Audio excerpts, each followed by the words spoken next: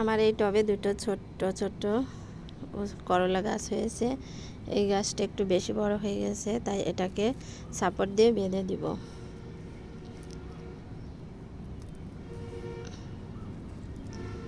এটা এভাবে বেঁধে দিতে হবে। আর এই যে গোড়ার দিকের পাতাগুলো আর এই যে কুশিগুলো ছিঁড়ে দিব।